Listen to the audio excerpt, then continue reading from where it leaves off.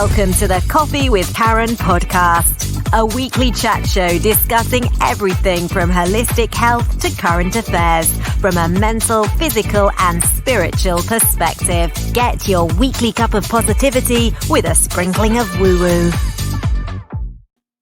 And we're live. So welcome everyone to a Coffee with Karen, cup of positivity. I haven't even got a cup of coffee today, but cup of positivity with just a sprinkling of woo-woo. This is a show where each week my guest tends to be a coach or a consultant, a therapist or a healer, right? And they tend to be helping others either from a mental, physical or spiritual, or a combination of all three, right? So when I say sprinkling of woo-woo, if you've been listening recently, we're doing a little bit more than just a sprinkle. She's got her coffee. I'm jealous. It is a little bit more than just a sprinkling these days, because I think I started this to try and introduce people, because I think people were getting the idea that the mental and physical are connected, and it was a little bit wishy-washy with the spiritual, the woo-woo. But at the end of the day, everything is woo-woo. We just dress it up into the mental and the physical, I think. So I'm your host, Karen Roberts. I do come from the healing background, but very physically based.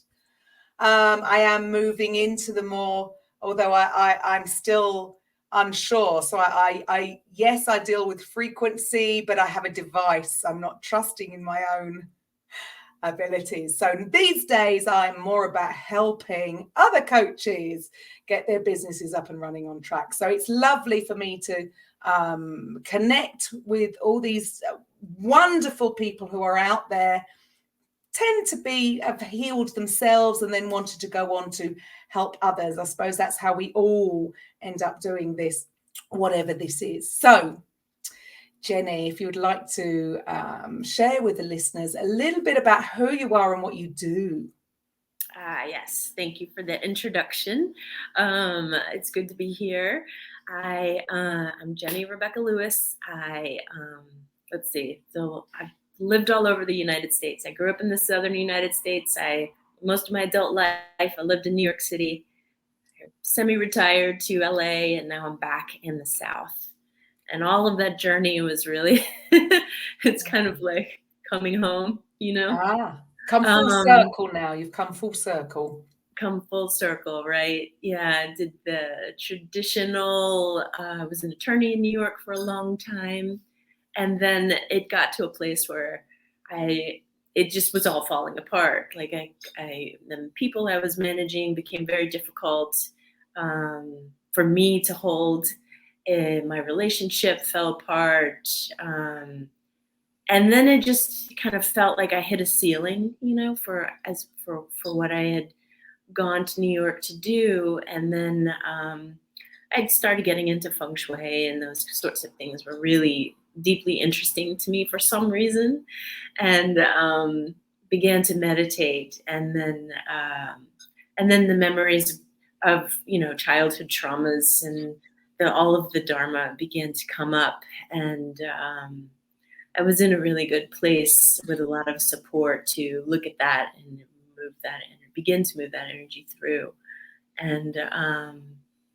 And through that journey and meeting those people, I realized it was something that I was meant to do too. I think way back in the day, you know, you have little inklings or wishes of things, speaking of woo-woo.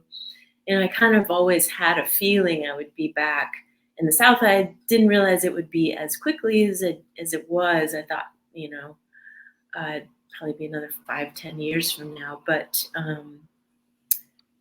you know, I moved to Venice, and then and then I moved to Northern California shortly, and then it was just COVID. And then right then it was just like, you're meant to go back now, you know? And so I drove cross country in May of 2020 with my little cat, and came back to the South. And it's really been a deep, integrative healing experience. I think it's, for me, it's like, you know, there's the way I was living, and I guess who I was. It's still a part of who I am now, you know, a lot of who I am. But it's like, there's that, and then there's all of the spiritual learning, but then the part of integrating it and holding the two worlds together and finding myself whole in that. Like, who am I? I can't go and I'm in Alabama, and the way people think of things is actually quite spiritual, but it's very different than the way spiritual is in California. And so in the integration of that, I have to figure out who I am and what I believe. Is it this? Right. Is it Alabama? Is it California? Is it something totally different? And that's the place where I can actually be myself. So that integration has really brought me a backbone, a spine, and an understanding of who I am. Wow, love that. I mean, what a journey, going from a very all up here mental perspective lawyer. I mean, you've got to know your stuff. I mean, that's not everybody can be a lawyer, right? I mean, that takes a lot of training, a lot of study, a lot of all up here. So to go from such a totally different background, that must have taken quite a bit of bravery, I would presume, to go literally from one side to another. How was that part? It's funny. I was thinking about that yesterday, maybe because this was happening today, but it wasn't, I think it wasn't as courageous as moving back to Alabama was. I think when something is just past its time, it's easy to move on from, Right. and there's and no it was more. the right thing. It was obviously the right thing. Like you say, isn't it interesting that we get these messages, hello, when things aren't going right. It may, I mean, not always, it might be just a little, jiggle, but something's not right. You're not in alignment with what you should be doing. There you go. And life can get harder and harder. So you weren't in sync. So I suppose maybe that journey then made it easier for you to do the bigger journey back to Alabama. Do you think that's what it was? It was like a stepping stone for you. That may be true, actually. I think you're definitely onto something, because things started to fall apart years before I actually left. So it was, I had a runway for the New York adjustment, and then there is something to what you're saying. There were other big moves that I took. And actually the actual move to Venice, taking all of the things out of my apartment in New York, and I had renovated it, so there was, I'd put a lot of myself in there, even though I knew that I would, might be moving, and but just gathering my things and putting them into storage and leaving the city that I love. And it's a big thing. So for us, obviously, over this side of the pond, I don't think a lot of us, well, okay, me, can really understand the enormity of that, because we're a tiny, teeny whiny little country, right? Yeah. It can take us 7 hours to go from south right up to Scotland, right? It's really no biggie. So explain what that transition just from New York over to California. I mean, how many miles is that, and how many hours did that take? Gosh, I didn't drive that one. I flew that one. I made very easy. I had the money to make it easy on myself. But still flying for us, again, a couple of hours, we could be in another country. For you. Yeah. I lived in England for a year. Okay. So in Nottingham. So let me think about how I can translate this. Because that's a big move, right? That's a huge move. It was a huge move. It was, I had traveled back and forth to LA to kind of get myself tempered, but yeah, it was one of those things where you just do it. And I guess it would be, to move from one end of England to the other, you can drive back, if you're into that. But this one was like a leaving of a particular way of being. so to Yeah. speak. And, I'd always wanted Massive to live by change. the beach, and that helped a lot. Yeah, the beach. Yeah, But I can imagine the sunshine. Everything looks a bit better, doesn't it? I imagine New York being a little bit more like London. No, maybe oh not so yeah, much. the weather Yeah. is, yeah, very much, very much, very much so. So But even yeah, so, everything's always seems better on the beach, right? it Everything's does. That move actually had a lot of goodies in it, like cookies. but it still wasn't right. So even that's quite interesting. So Yeah, when you well, were in New York, it you was right thought for the that was the right thing. yeah. You're right. You're right. I thought once I got there, it would be forever. I really did. Even though I had that little inkling, there was some part of me that was like, I'm going to the beach forever. And it's true. Just to speak to the enormity of the move, when I did like uh, close on the condo, and no, it was when I got there. I guess not the closing. When I got there, I was in bed for like 3 days. I wasn't sick, but it was just like, whoa, Yeah. um yeah. And then even in California, life was coming in all sorts of upturns, and I had a lot of coaches, and so I was working on a lot of like subconscious beliefs and body and all sorts of things. I think I had like 5 coaches there. It was just like I had this hunger for for this new whatever, this Right. butterfly state. But and so that brought a lot of life in LA. And it wasn't really like, there was a time when it was just going to the beach and eating these bacon and avocado sandwiches. There was a time when I did that a lot. But there was something in me that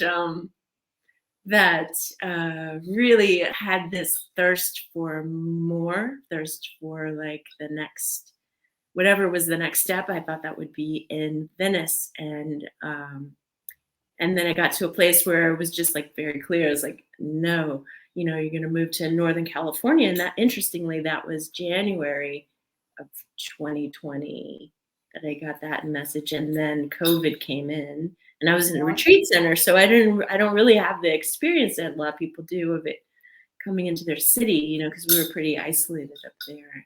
Right. And so then you decided that's it. No, your home was calling. Yeah. And the trippy part is, a friend of mine told me,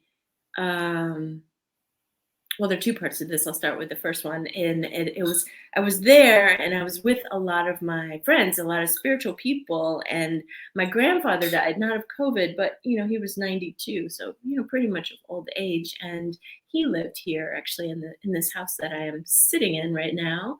And I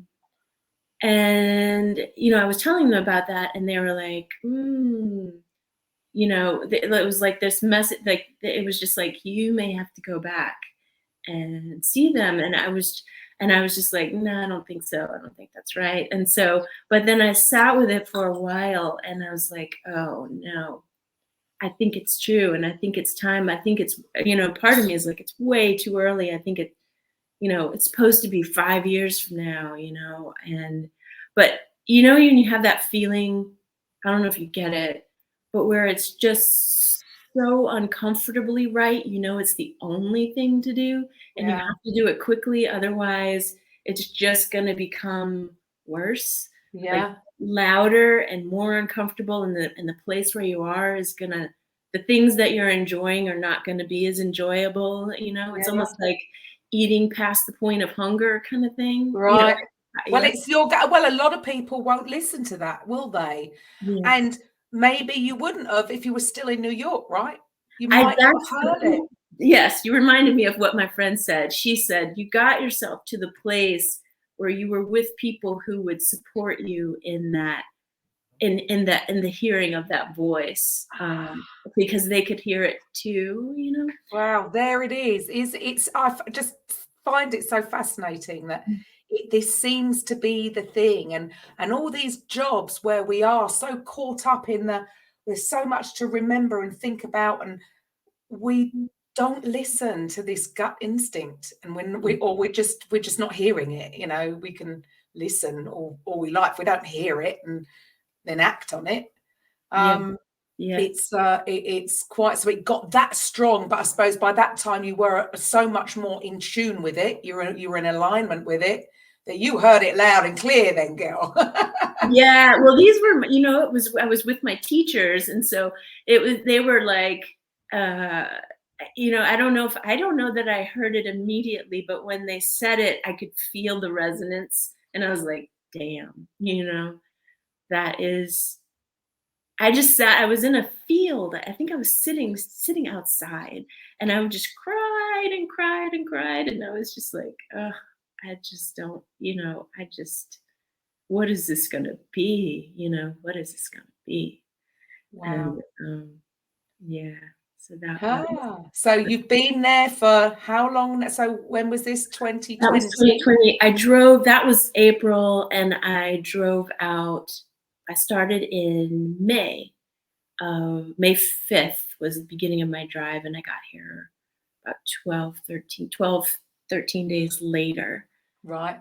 It's funny, I know that because this is the trippy part of my story. I love it. A friend of mine pointed out a piece of it, and then I followed the rest. I was in New York in a condo in Harlem for 13 years. I was in my place in Venice, the place I actually like landed in, for 13 months. And then I was in the retreat center for 13 weeks. And the drive was 12 days, but for the story's sake, you have to say 13, because I just got tired at the end, and I was like, I can't just do this in 12.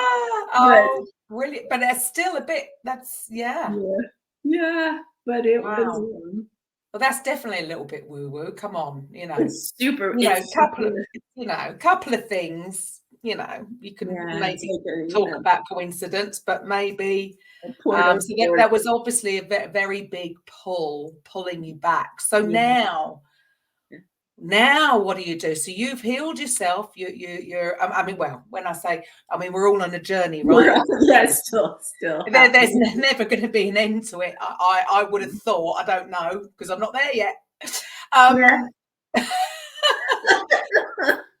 But for you now, then, can you share with the listeners a little bit about what do you mean your soul journey? What do you mean? What are you doing for people? How are you helping them? On some level, there's I had this idea, of I will come here and save people and teach them all these things. And that's so my ego, that is not what's happening here. It is, I am learning a lot. I am being deeply humbled. It's whenever I go into one of these things, it's so not binary. It's so much not, this is wrong and now it's right. It's never that. It's I don't know. It's what comes to mind is the old TV screens where the pixels were gray and black, and so some of them are going to turn black and some of them are going to turn gray and some of them are going to turn white. It's just such a mashup of adjustment, that I'm getting. And some of it is my ego is so deeply humbled, and yet I so much am building confidence at the same time, but not for me, not in the way that I imagined. It's more like a backbone for service and truth, and the true, just standing for the beauty of who I am. I don't have to change anyone here. I'm just available to people who come to me, is what I'm learning. When they're ready. But isn't that funny? Isn't that what you did? So, when you were ready, the teachers appeared. You said you had 5. It's just, that is the beauty of this. And it's funny when you talk about the, the ego, the mind, and again, this all takes practice, doesn't it? Right. I know I fall into ego quite often. Yeah, and I have to pull myself back, pull myself back. because we've been so conditioned with our childhood. Look, we're opposite sides of the planet, right? But I can imagine, the upbringing, the way the schools indoctrinate, children. We're so driven to do everything via this. We've got to think and remember and do, and it doesn't have to be like that, right? We don't have to be we're not in control anyway, really. Yeah, that's a myth. Do you not think? I totally agree with you. And that is actually yesterday. I really am. I'm at the place where I have a great teacher who's helping me, and then I'm at the place where I'm getting back into work.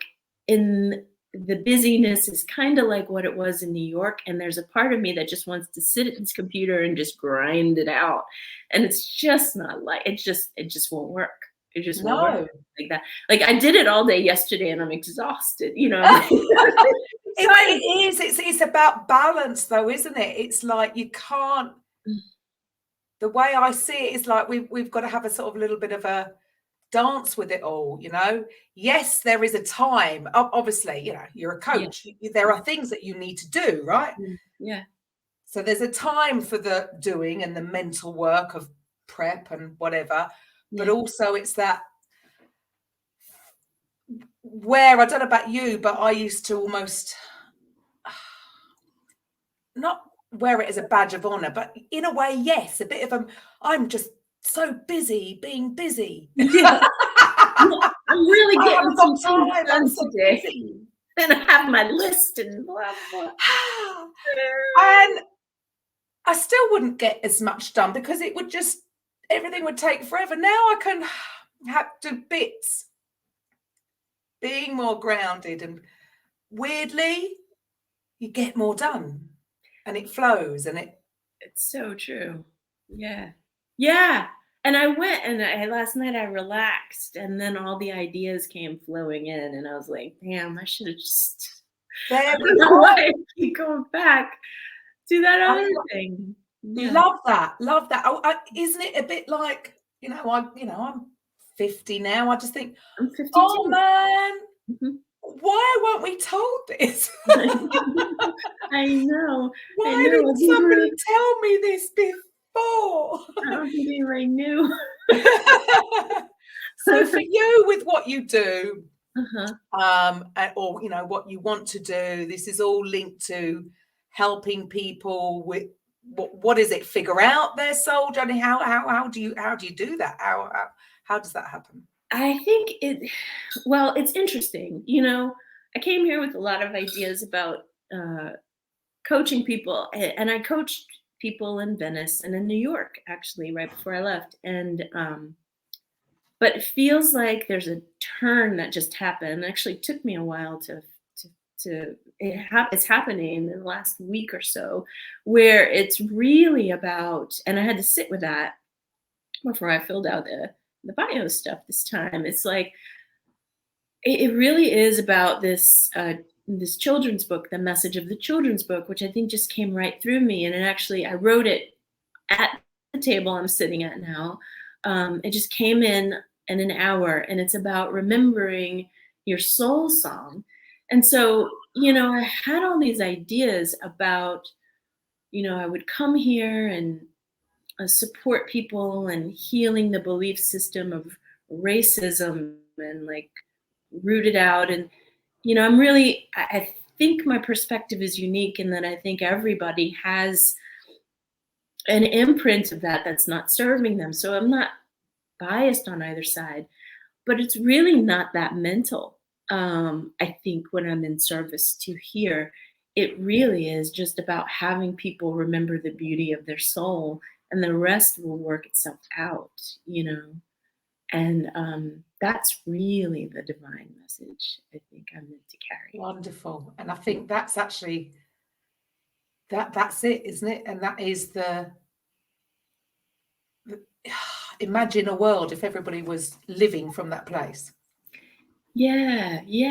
And the beautiful part of it is, it's based on African tradition and then creating communities which remind you of that, like rather than shame you or guilt you or punish you, is like, how do you repair and support the truth of the goodness within, and nurture that, and have that learn and open. So it's that I think I'm here to serve. Lovely. So is that what you plan on doing it through children's books? So yeah. So what I do is right now, and I'll share with you the idea I had yesterday that came through.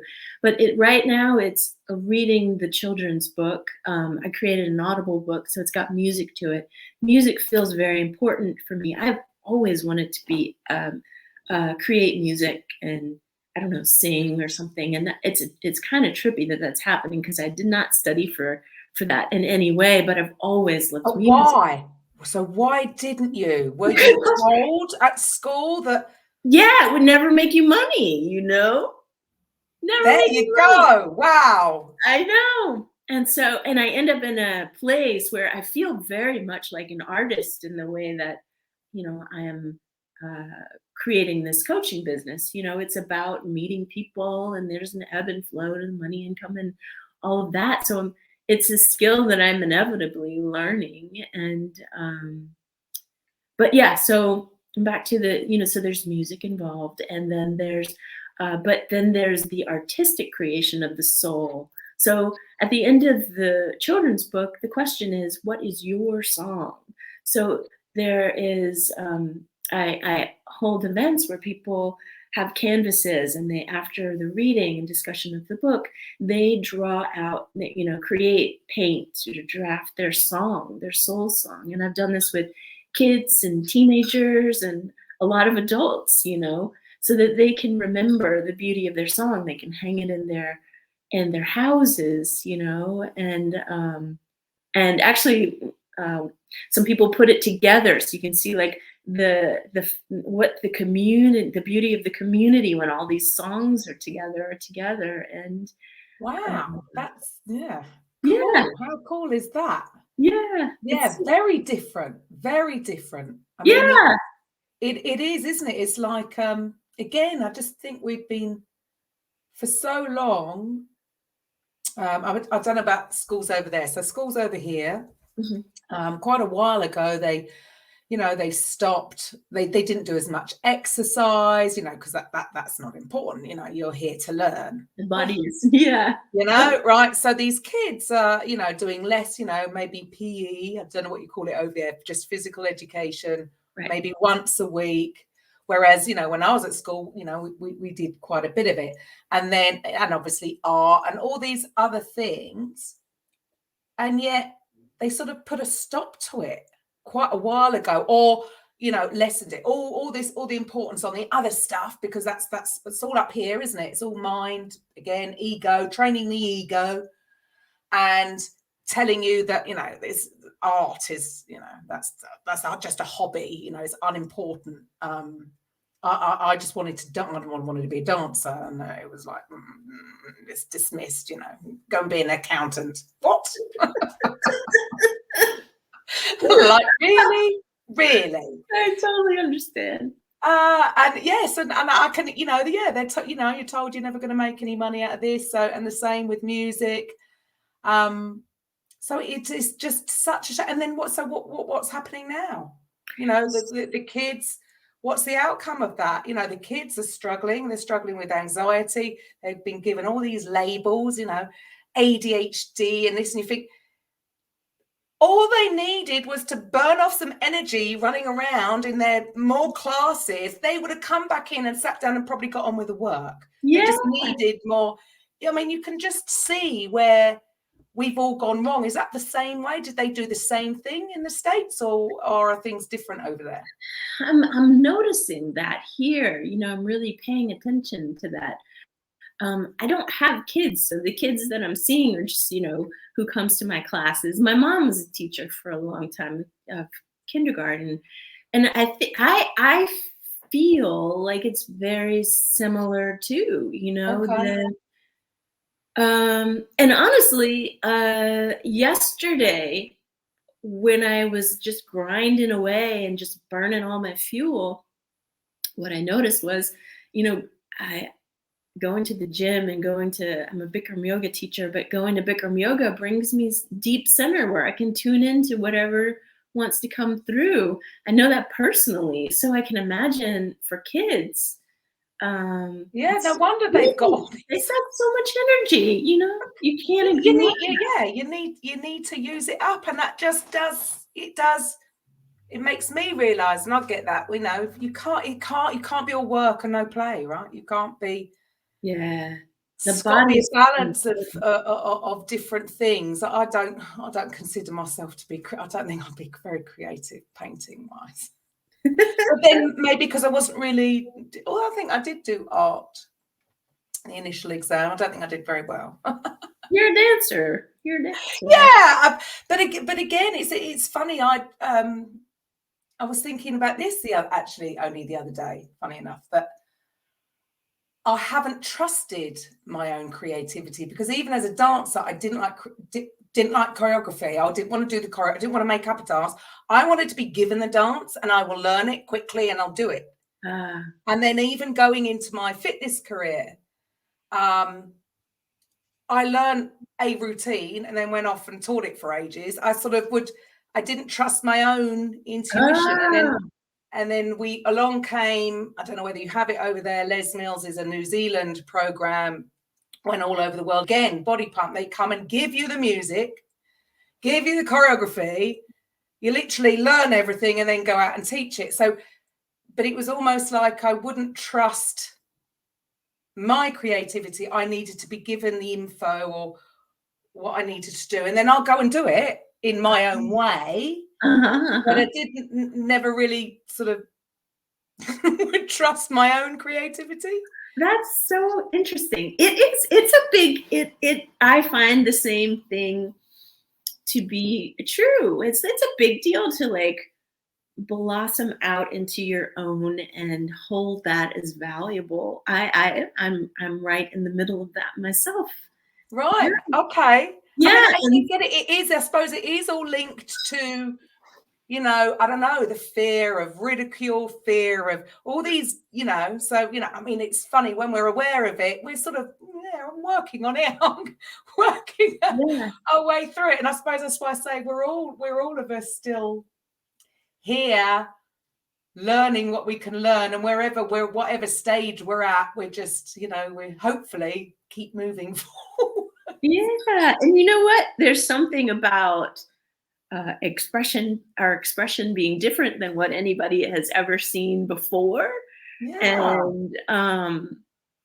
And being able to stand in that too, that's really important. It's massive, isn't it? So it is that whole trust thing. And again, where do you think this comes from? Is this the whole, I don't know, I get TV, I don't know, feel, you've got to do things like that. And if you don't look like that, which I quite obviously don't.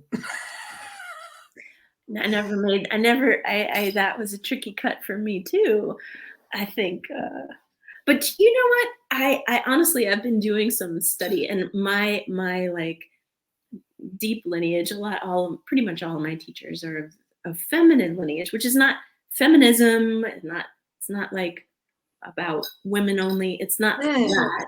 It's but it's more about kind of what we're talking about, like, which is why I bring it up. It's like in touch with the parts of ourselves that are feminine, even if you're a man. So it's like the emotion, it's the connection with nature, it's this idea of alignment and intuition and deeper truth, which I think got lost. I was reading this book, When God Was a Woman. It got lost in when the Western ideas came in, which was like, thousands of years ago. There's a certain sense of conformity, which maybe wasn't bad. Well, I don't know. I can't say bad or good at the time, but we probably all need all these things. It's funny, isn't it? All these things maybe have their place. They have their and place. Then we go overboard. Yeah, we might have gone, pretty too far, and Yeah, every why do time we we kind of do this? have a little balance here, and so yeah, I feel like it came in with that, like I'm thinking back, the book goes so far back with this idea. I think it goes back to a certain time in Egypt, but there's a certain laying down of the law that happened that kind of slowly and carefully, you know, took away the ideas of creativity and Right. ritual, and it feels like that's just wanting to be birthed again, wanting to come back out into the world again, and that's kind of what we're talking about. Yeah. Well, and I hope so. I mean, I suppose, if we look back then, throughout all that time in history, the other way of doing things is not working, is it? Yeah. It's It's not. Maybe it had its place for, mhm. I don't know, but all this, and maybe that comes from the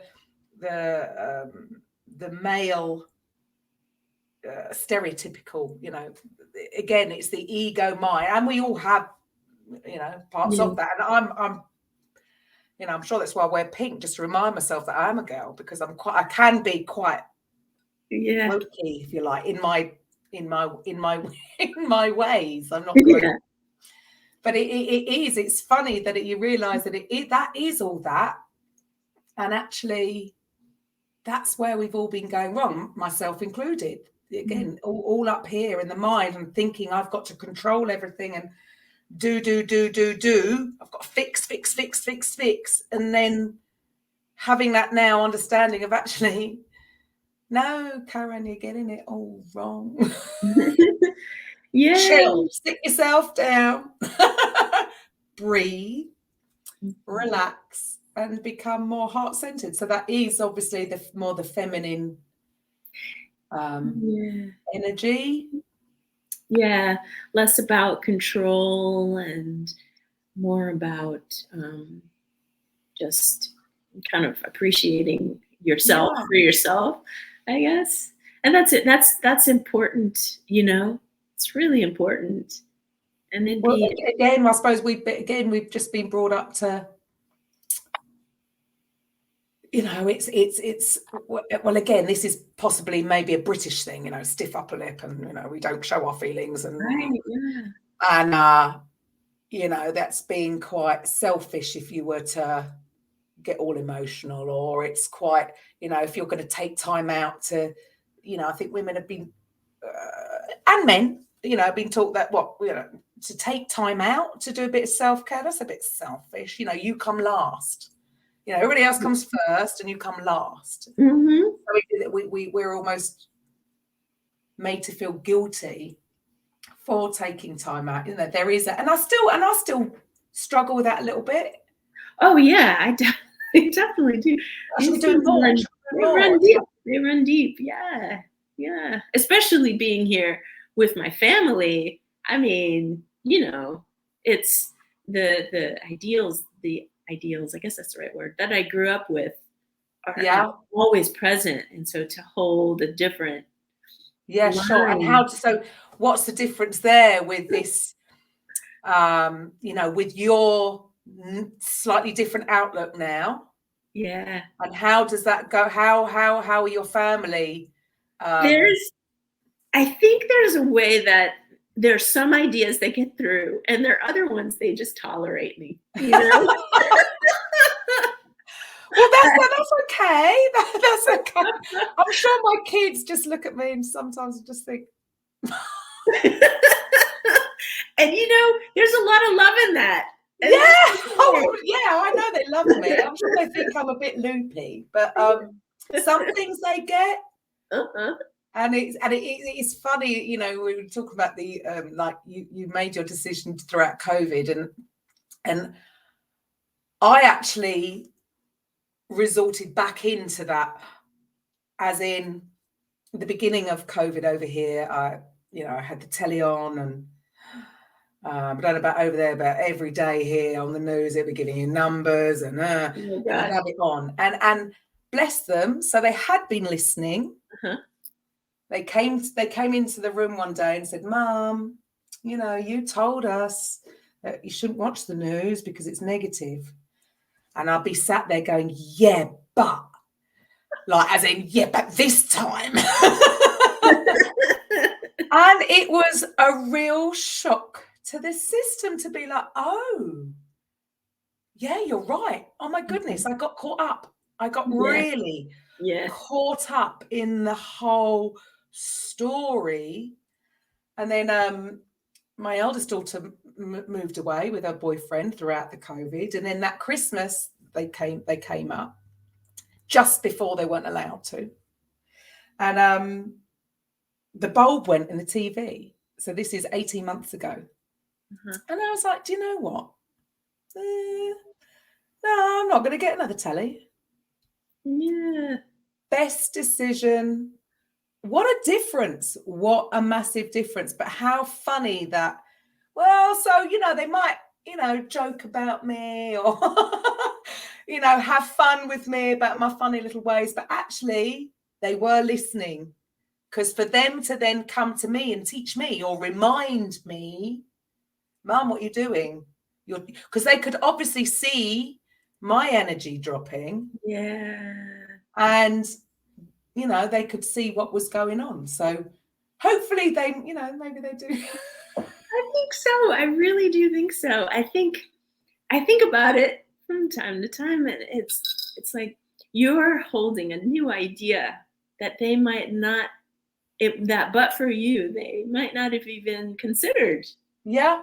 And that's big, you know? Yeah. And then sometimes it could just take somebody else, maybe more their age, that isn't Mum, to say something sort of similar. And again, like, you know, like you said, we need to hear this stuff, you know, multiple times. I feel like I've been studying it for years and I still more recently realised that, oh, I thought I had it, but now I have it.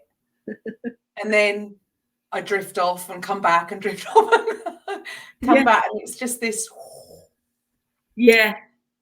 Yeah. We'll get there in the end. It's a constant, it's like a kaleidoscope. It's constantly changing and becoming clearer and fuzzy. Yeah, it's funny, isn't it? Clearer. You say that. I mean, I love that.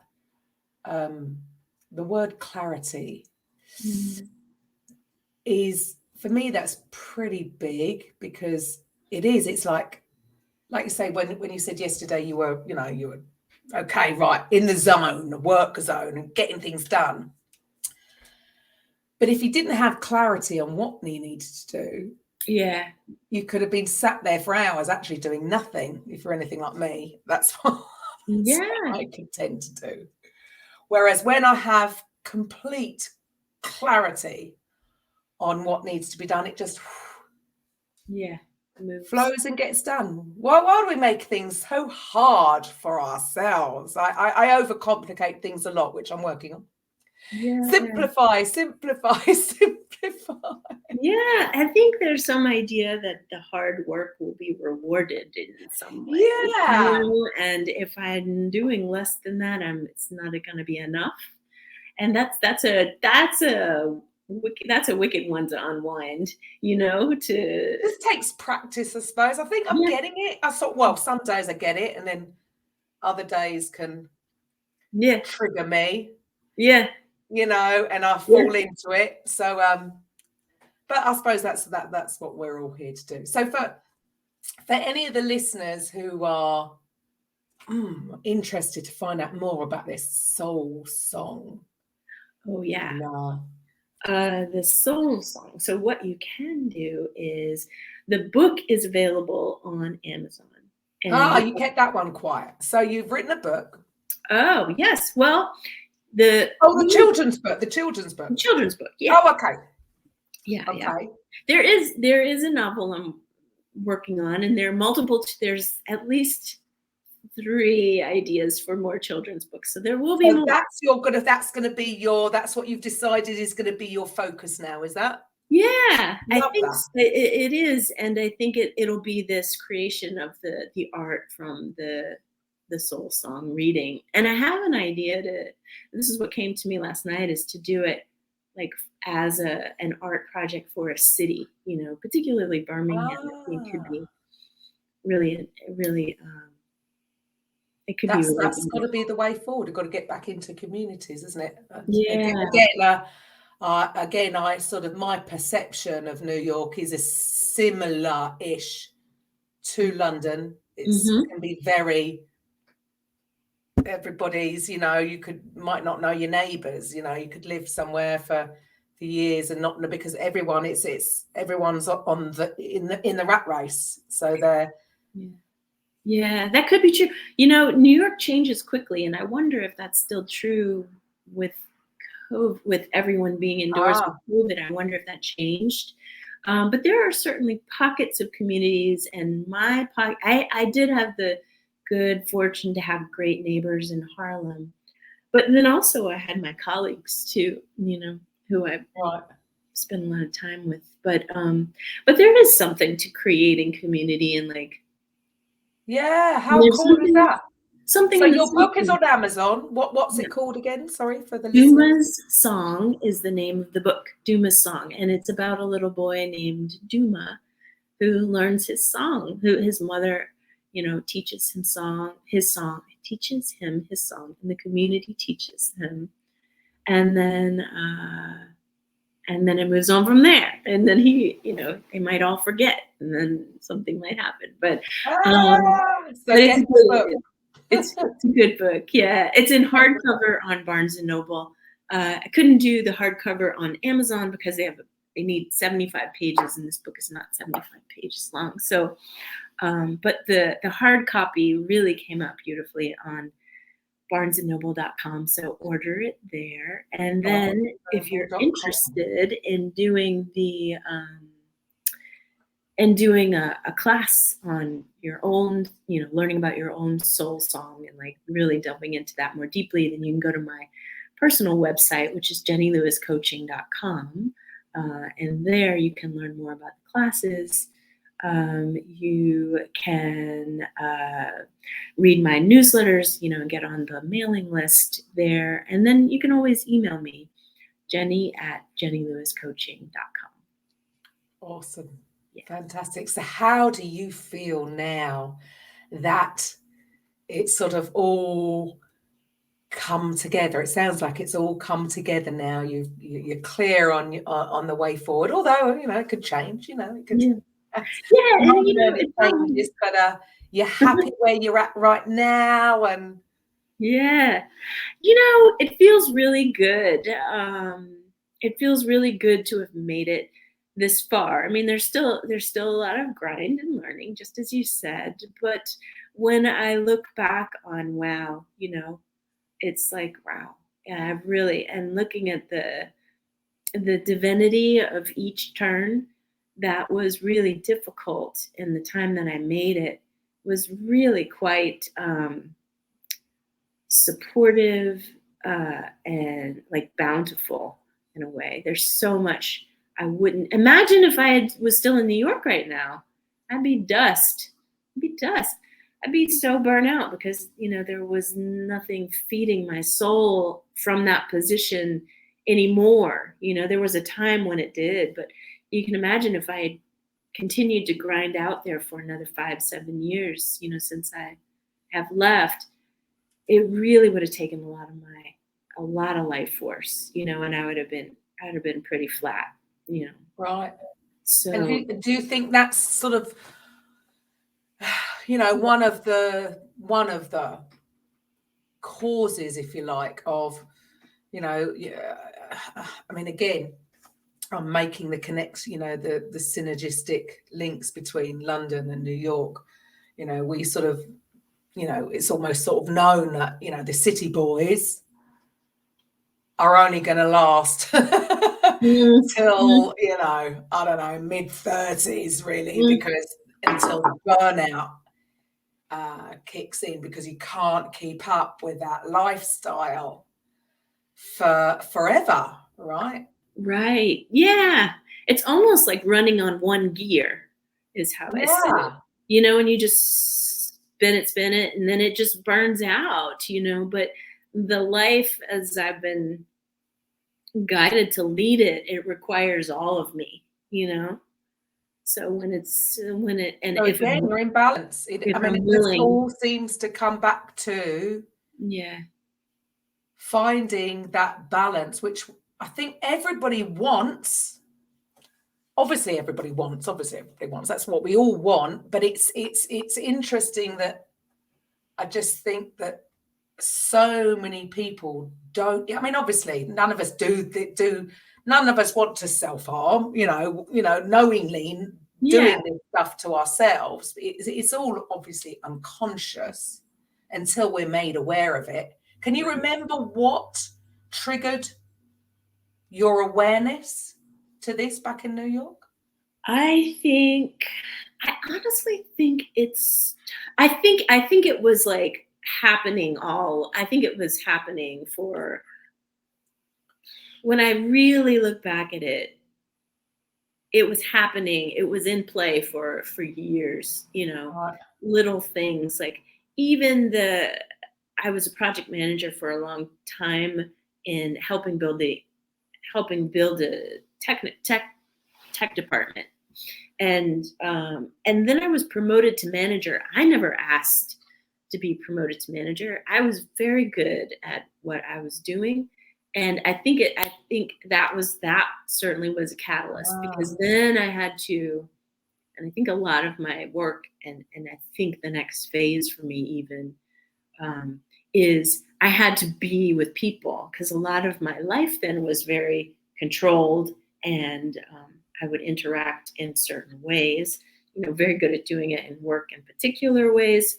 But anytime it had to be like a deeper emotional connection, I had a lot of guards up. And so I think a lot of this whole journey for me has been about feeling a sense of safety in the world again, and also trusting myself in relationship with whoever. Whatever. Well, I suppose that's what life is, isn't it? Relationships, whether it's relationships with your parents, your siblings, your partner, your work colleagues, whatever. I suppose that's what we do, or what we should be doing. So I think that the triggers there were many that actually woke me up. It's funny, isn't it? We just why don't we? I mean, I'm the same. Oh man, the universe was trying. It was knocking. Yeah. Yeah. What? I've got to do this. And I've got to do that. I've got to. Yeah. There's a piece that came to me, and let me say it before it flies off. Is when I was thinking about this the other day, when I think back to me in New York, when I realized this path was changing, there was a part of my ego that was like, and this goes to your point about why people have some resistance. There's a piece of my ego that's like, go for it, because it's going to be great. You're going to take over the world and be everybody's hero, and and all of that. And that was what drove me for a lot of the time. But it really, you can get to a place where it really isn't, you're not the hero anymore. You're actually like very different from the people who look very good, and are doing all the right things and have all the right money and all the fancy stuff. And that's actually, when I went to LA, I got a lot of fancy things, and I wanted to look like fancy. And this life is not about that. And so it can be those big turns, and coming back to Alabama, and all the struggles that I've had with money along the way. It does not look like what my ego thought it would, and so my ego is kind of dying away, and something else more trusting is coming in, and that can get hard. And that, on those turns, it can be like, I'm going back in, I'm going back to the regular life, because I don't know what's out here, or even where my value is. Unknown. Again, we're so afraid of the unknown. It's so weird. I mean, It is. I get it. It's, Yeah, the ego and that's you know, real. That's just real, and you have to just. well, we're human, aren't we? We are part ego. I mean, I suppose again, in a way, your ego served you at that time to get you to Sure the next did. place. So it's not that we've got to completely lose our ego. It means that we just need to. Well, it's like, or even maybe just ride it out, you know. Another part of the feminine is like, let that shadow ride you out until you're just like, oh my God, that's probably not going to work anymore, you know. So. I mean, I suppose, you know, in some ways, and I think, well, all in the right time. I wasn't ready to hear it. Yeah. So it's all a learning curve. You know, I'm sure some people would have learned a little bit quicker than. Yeah. I'm still But trying all in it the right time. Yeah. I'm still trying to figure out how to have joy in those moments, you know, or something, you know, or enjoy the big.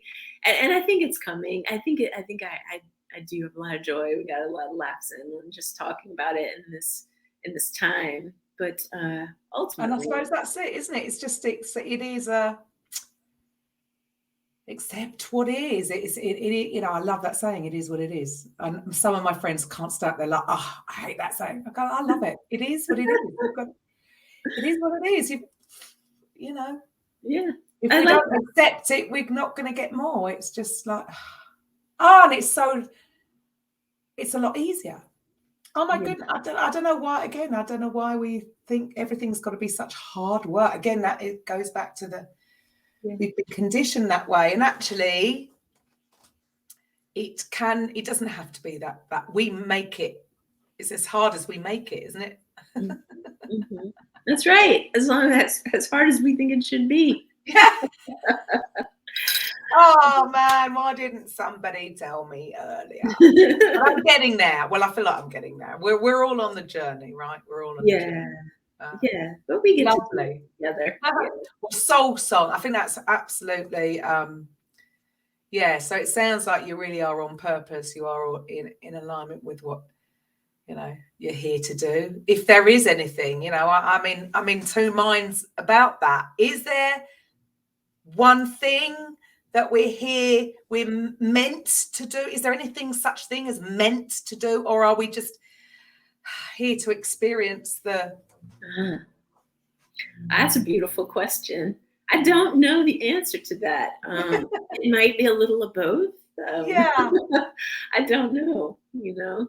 I don't do what makes you happy, I suppose. Do what makes you happy. And I suspect it's both of those. Yeah. Well, it's lovely lovely speaking to you, Jenny. From a long way away from here, but you were in England. You say you've been over this way. I've never been to the States. I was supposed to go in 2020, and of course, we all know what happened. Yeah. So I'll get there at some point, if we're still allowed to travel by the time I get. Yeah. Can't get in the car, can I? Yeah. We're not so far apart. It feels like we're like sitting, you're like in my living room with me, you know, having a chat. So awesome. Yeah. Cool. Well, thank you very much for your time. So to the listeners, once again, well, if you're watching this on YouTube or the blog, all different ways to communicate, to connect with Jenny will be below. And to the listeners, obviously, look out for that book. Go to Amazon. Go to what was the other company? Go to the website, jennylewiscoaching.com, and just jennylewiscoaching.com. Awesome. So find out what your soul song is. So thanks again for your time. To the listeners, obviously I will be back next week with a coffee with Karen, and I know we're getting more into the woo-woo stuff, but like I say, it is all woo-woo, just dressed up as the mental or the physical. So